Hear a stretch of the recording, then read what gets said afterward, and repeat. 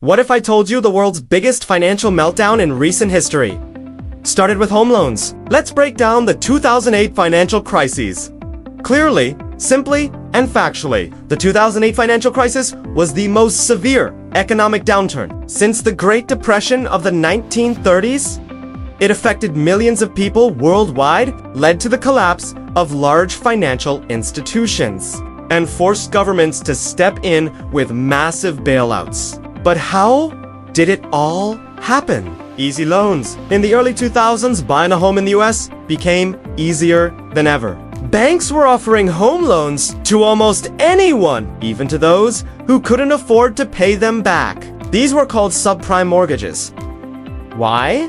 Because they were high-risk loans given to people with low credit scores. Banks were not too worried because they sold these loans as investments. Mortgage-backed securities. Banks bundled these risky loans into financial products called mortgage-backed securities, or MBS. They sold them to investors around the world. Promising high returns? On paper, it looked like a win-win situation. Homebuyers got loans, banks made profits, and investors earned income. But the foundation was weak. The bubble grows as more people bought homes. Housing prices kept rising. It seemed like the value of homes would never stop increasing. This created a housing bubble, an artificial increase in prices, not supported by real demand. Everyone thought by now, sell later at a higher price. Even people with little income took huge loans to flip houses. Adjustable rate disaster. Many subprime mortgages had adjustable rates. That means the interest started low, but increased after a few years. When rates went up, monthly payments skyrocketed. People who could barely afford the low rates now couldn't pay at all. They defaulted on their loans. Foreclosures began rising sharply. Collapse begins by 2007. The housing bubble started to burst. Home prices stopped rising and began to fall. People owed more on their mortgages than their homes were worth. Many walked away from their homes. Banks started to lose money. Global panic. The financial products built on these bad loans began to collapse. Huge investment banks like Lehman Brothers had billions invested in subprime mortgages. When the loans failed, so did the banks. In September 2008, Lehman Brothers filed for bankruptcy, the largest in US history. Panic spread across the world. Stock markets crashed. Credit froze. Banks stopped trusting each other. Government bailouts. To prevent total collapse, the US government stepped in.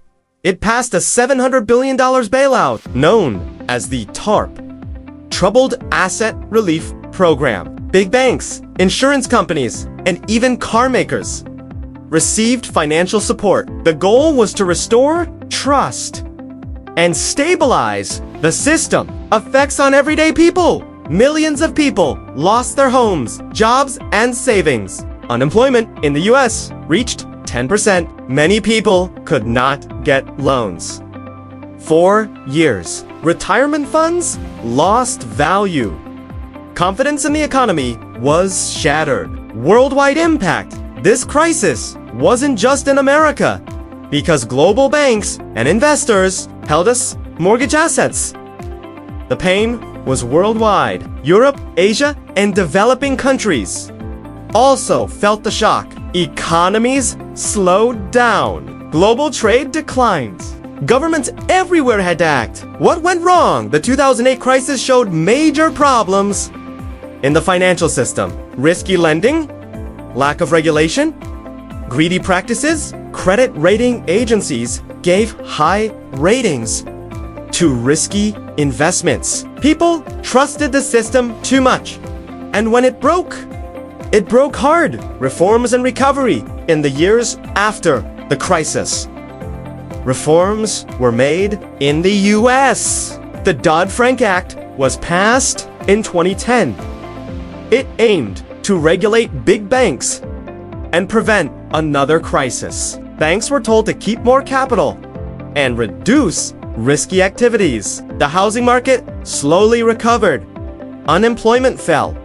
Markets stabilized. Lessons learned. The 2008 crisis taught us that markets must be watched.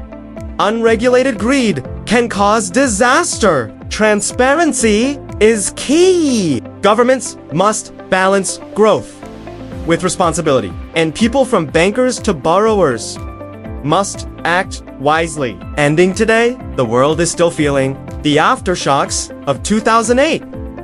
But the lessons remain clear. Financial systems need trust, stability, and fairness. Only then can they truly serve people, not just profits. Disclaimer: this video is for educational and informational purposes only. It is not intended as financial investment or legal advice.